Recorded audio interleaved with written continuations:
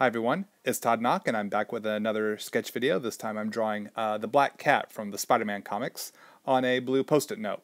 And these post-it note sketches, if you're new to my post-it note sketches, started off as warm-up sketches. Most artists like to do a quick little warm-up sketch before they start their workday, just kind of shake off the cobwebs and limber up artistically before getting into whatever project they have to do that day. So I started doing post-it note sketches because I just needed something small and quick to draw. So I grabbed the smallest piece of paper in my office, which was a stack of post-it notes, and drew those up, and then I kept doing them, and now they've kind of gone beyond sketch to almost pretty much a full illustration. You know, 3 inches by 3 inches, but still, I put a lot of time and attention into them now. So it's a little bit more than just a sketch. So this Black Cat piece here is one that I thought I'd try doing on a blue post-it note because I like to work with the color of the paper as a part of the color and lighting of the illustration. So it changes the way I think about things, or maybe some of my color choices a little bit, but I still do approach much of what I'm trying to do as I would traditionally on white paper. But it's fun to see the effect of the color of the paper coming through the colors that will be placed. And obviously I'll be doing the colors here later on towards the last third of this video. So right now I'm in the pencil stage, and as always, breaking down the face for the eye line, the nose line, the mouth line, and to place the features of the face in the appropriate places. And a lot of young artists ask, do you have to do that? In my opinion, it really helps. It's pretty much an aspect of drawing a face that I do every single time. So it's a good habit to get into, and to keep things as on point as possible. So let's see, I still have tons of questions you guys have posted on all my different social media, whether it be Facebook, Twitter, Instagram, even here on YouTube. I've been compiling your questions as best I can, and I tried to incorporate some of those into each video. So you can find all my social networks listed in the information of this video down below there. So if you're on any of those social networks and not following me, come check me out. I post a lot of art, so if you want to see more of my art, that's a good place to find it. So let's see what the first question is here. Benjamin Jared Wade Harrison over on the Art of Todd Nauck Facebook page posts, I'm a big fan of your work, and I've started doing my own 10-minute post-it warm-ups every day. I find some days I cannot think of something new and fresh. What is your secret to getting something new out every day? Well, Benjamin, when it comes to my post-it sketches, I love drawing my favorite comic book characters, and usually that's X-Men characters, Spider-Man characters, Justice League characters. But there are certain days where I want to try drawing something new, and maybe if I'm having a hard time thinking of something, I take advantage of my social networks, and I'll post I'll post something saying like I'm going to do some post-it warm-up sketches, looking for character suggestions. Who would you suggest? And people will reply with their character suggestions. And a lot of times people will post a character I might not have initially thought of to draw, like Swamp Thing or Rocketeer. One of the more recent challenges, well, I don't know if it's recent, but one of the challenges that I guess I should say really sticks out in my mind was when someone suggested Super Grover. Now, I grew up watching Sesame Street, so I'm a big Grover fan, and Super Grover is one of my favorite characters. And but I'd never thought to draw him, so I drew it up and posted it, and it got a lot of response because people were not expecting to see a drawing of Super Grover from me, that people expect to see drawings of X-Men characters. So when I draw a Super Grover, that stands out. And it was really fun to do because drawing Super Grover is completely different from what I usually do in my usual workday. So it got me thinking in new ways, trying to capture a Muppet's facial features and shapes on paper. So that's a good way to challenge yourself, is if you're on social networks, ask your friends, hey, who should I draw? And take one or two of their suggestions and let yourself be challenged to draw those up. So I hope that helps. Thank you for the question, Benjamin. And still on Facebook, Brandon Axe posted this. I really wanted to start doing my own comic. I have penciling down decently well. I have a good understanding of posing and anatomy. What are some ways to strengthen my inking ability? Let's see, Brandon. I would say, first off, is just I hope you're inking every day. Continued practice, day after day after day. A lot of it's trial and error, just getting a feel for what your pens and brushes can do, how those lines and shapes will lay down on the paper and create the image that you're looking for. practicing that cross-hatching, whether on the illustration or on a side piece of paper. I worked with an inker for the first many years of my career.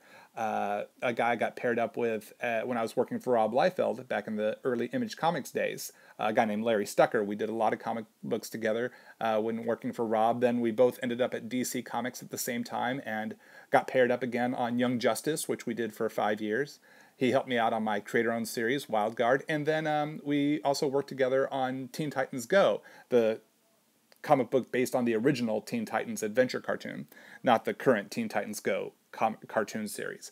So we did that for a number of years, and then he retired from comics and moved into web marketing and is killing it there. So so I started to move into my own inks. I had already just inked stuff on the side, whether it be sketches or character design type stuff, just small things, but I had never really gotten into inking a comic book story, the interior artwork, and that seemed a little daunting at the time, but I just dove into it. I asked my Spider-Man editor if I could ink my next Spider-Man gig, and he said, yeah, go for it. And I had to kind of start honing and refining my process, and a lot of that just came by doing it each day. Deadline had to get met, so I just dove right in, and I just learned on the fly, learned as I went. And so that's pretty much how I have rolled when it comes to inking. Didn't go to school for inking, didn't have any really mentors to guide me in that so much. I just did what I could to make the lines look as good as possible. So and a lot of that came with continued practice, and there's still more things I'm learning, and I'm finding that I'm learning new techniques as I continue to practice with different tools and just trial and error and allowing myself to make mistakes and learn from those mistakes, and how will I approach that differently on the next illustration. So that's my biggest piece of advice for strengthening your inking ability. Ink every day.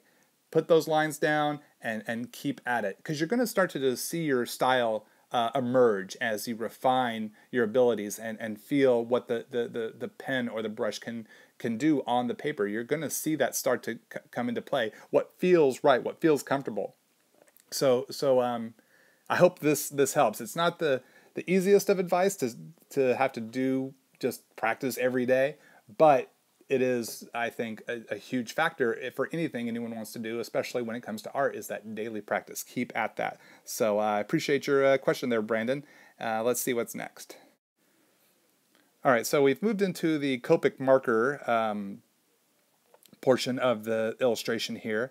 And like I was saying earlier at the top of this video, is that I mostly approach the colors the same way as I would if this were on white paper. I'm using pretty much the same colors I would use if it were white paper. I'm still leaving open areas in the illustration for the highlight or the lighting in this sense, and not completely filling it in with a flesh tone. Sometimes I will, sometimes I won't. I make choices as I go, but initially leaving that open areas.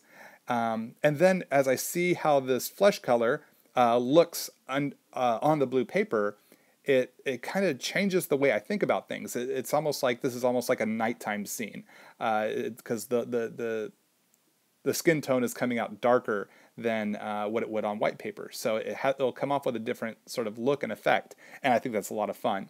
Sculpting out the different planes of the face, the forehead, the cheek, the nose, the tip of the nose, the chin, the eyelids, the upper eyelid, the lower eyelid, and I'm considering where the light source will fall and how it will fall on the planes of your face. Like if you take a flashlight and you hold it under your chin like you're telling a ghost story and it lights you from below, the light is hitting certain parts of your face, but other parts it's creating shadow. And if you held it at the top of your forehead and the light shining down, you would see where the light's hitting on the forehead, the tip of the nose, the tops of the cheeks. So when you consider your light source, and if you can't think of that, go into the bathroom, with a flashlight, someplace with a mirror. So that's why I say bathroom. But any place you have a mirror, turn off the light and hold your flashlight in different places and see how the light hits the face and what shapes are created. What parts are light, what parts are shadow.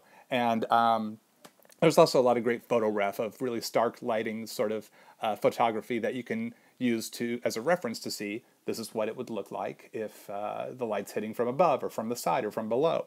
So those are things to consider when you're approaching your colors, is what are the planes, the different angles of the face that the light would hit and where would the color, where would the shadow be. So that's my approach here for the coloring. So let's see if we have another question from the different social networks.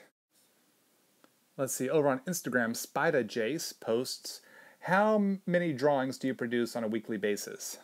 Very interesting question, SpidaJace. Let's see, well, I probably do anywhere from 5 to 10 post-it note sketches in a given week. Then, you know, I'm probably doing at least six to maybe as many as 8 pages of comic book art, that's pencils and inks, and then who knows how many other types of drawings I do on top of that, you know, maybe a commission or two, or if it's a convention weekend that I'm doing at least 10 to 15 commission sketches, if not more, over the course of a full weekend convention, a 3-day convention. So let's just say I do a lot of art on a weekly basis, but you know, I love doing it. I love drawing, so it's fun to just produce stuff and share it with people, you know, posting it online or in the comic books themselves, you know, letting everybody get a chance to see it. So we'll just say I do a lot of drawing each week, and like I said, you can see those on my social networks listed below. And let's see, now I've come in with some white pencil to put some white into Black Cat's hair on the blue paper. I think white pencil is nice because it's not too over the top. It's you know, it can really work with it. It doesn't get too messy. It really doesn't get messy at all in my experience, and kind of fits in nicely with the subtlety of the Copic marker here. So it's been a nice tool to use. They're relatively inexpensive. I think just about any brand would suit your needs. And then what I'm going to do here a little bit later after the white pencil portion is come in with the white gel pens. Now I use the white gel pens for the whites of her eyes, the highlight on the eyes, the highlight on the tip of the nose, on her bottom lip there, and then a white outline to give it a little punch and pop off of the page.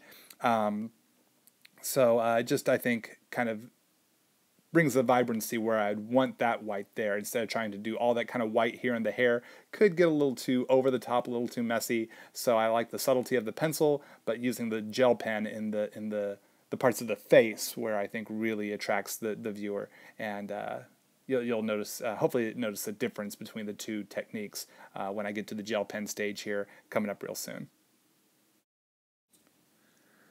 Let's see, Landed Toast over on Instagram asks, who influenced you in your artwork? Let's see. My influences were from 1980s X-Men artists. Those are my favorite X-Men comics, so a lot of those guys influenced a very young Todd Nauck artist. So that would be Arthur Adams, Walter Simonson, Rick Leonardi, and Alan Davis are probably my top 4. I've been influenced by a lot of others and inspired by so many other artists, but those 4 really kind of started to help shape the foundation of what I wanted to do as a young artist, whether it be the way they drew their characters or designed their pages or their character design, the way they moved the character through the page. Each one had a different type of strength that I think I drew from. I think with Arthur Adams, it was just the figure work and the detail. Walter Simonson, the energy that he put down on the page.